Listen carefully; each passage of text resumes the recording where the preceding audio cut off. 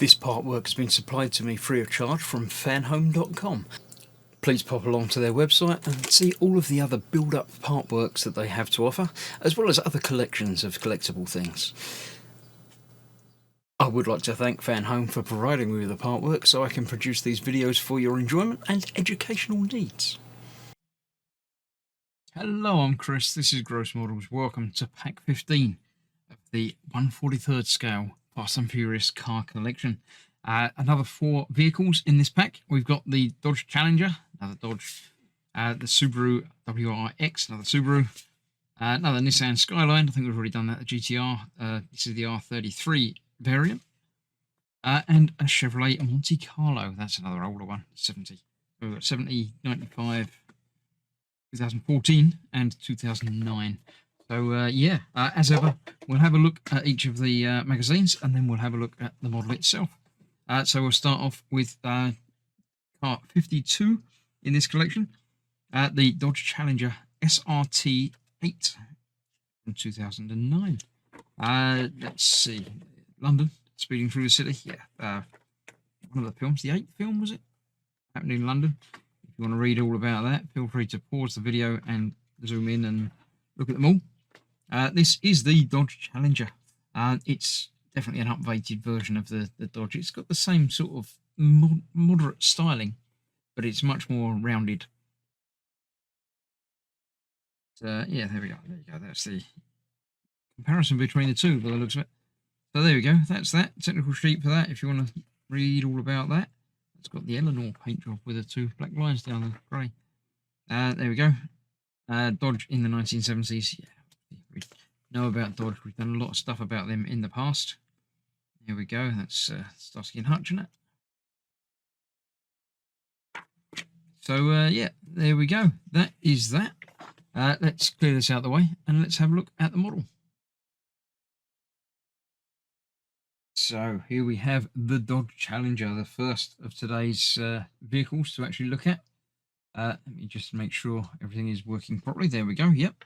So yes, this is it. I like the black. I don't know so much about the two-tone, especially when it goes two-tone along the sides. Let me just see that that's coming out okay on the video. Yeah, it is. Yeah, I'm not sure about that. I don't know about the grey bit at the back. But yeah, it's all right. It's a nice looking car. Wouldn't look past it necessarily on the street. So there you go. That's what you've got on here. Yeah, I don't like the 2 colour on that. Stick it with the 1 colour, it would have been much nicer. But there we go. That is that.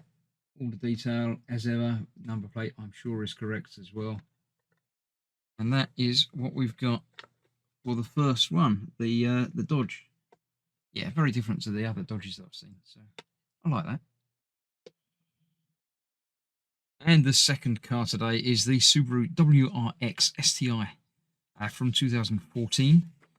But before we get to the car, of course, looking at the Battle of the Antonov. This is the big plane that they chased down the runway for like a quarter of an hour. Don't like that. There's no, well, there was a need for it because obviously the story happened and that's what happened with it, but I didn't like it. But my suspension of disbelief will only go so far. It should go a lot further with these films, but it doesn't. So yes, this is the WRX STI. Quite a nice interior. The dashboard's not too cluttered. Going on with lots of dials and stuff to operate, but there you go.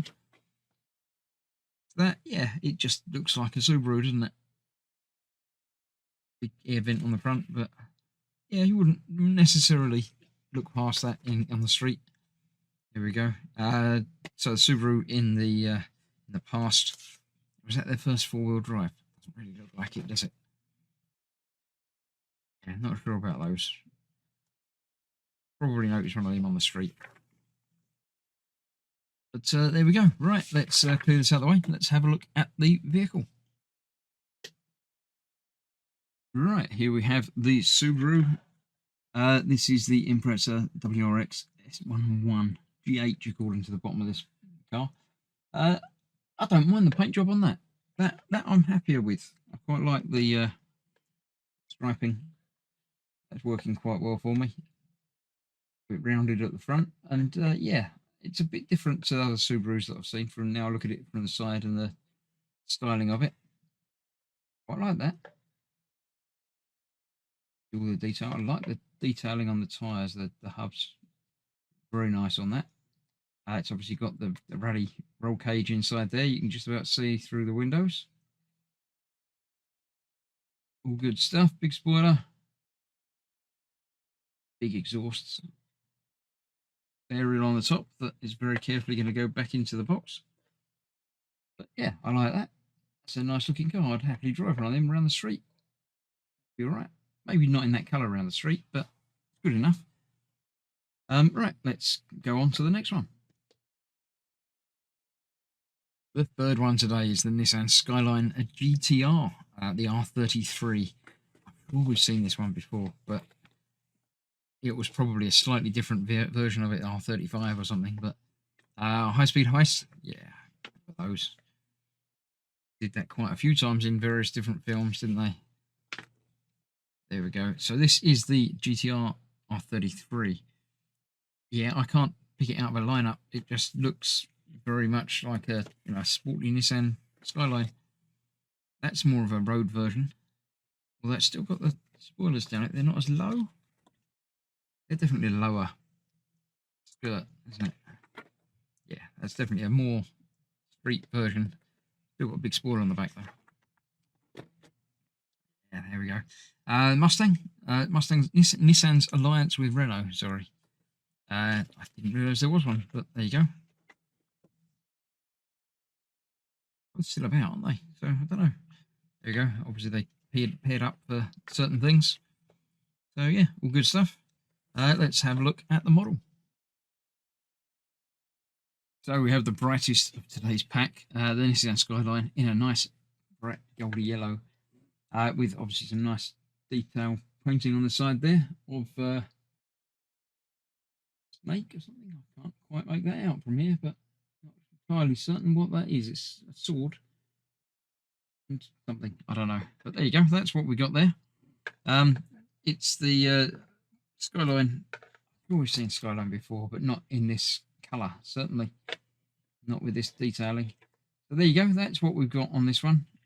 Again, quite a nice car. In bright yellow, you'd certainly notice it.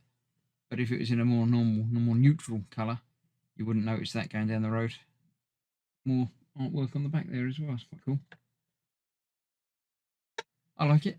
Yeah, I like it a lot. I do like the detailing on these with the decals. I'm sure it's decals. It's not going to be painted.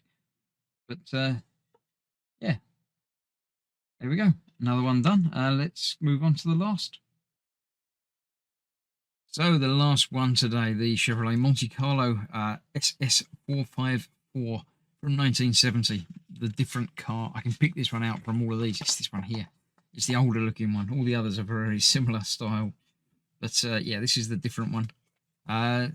Speed and style. Yeah, about speed and style. That pretty much covers up all of the films in the series. So this is it, the Monte Carlo.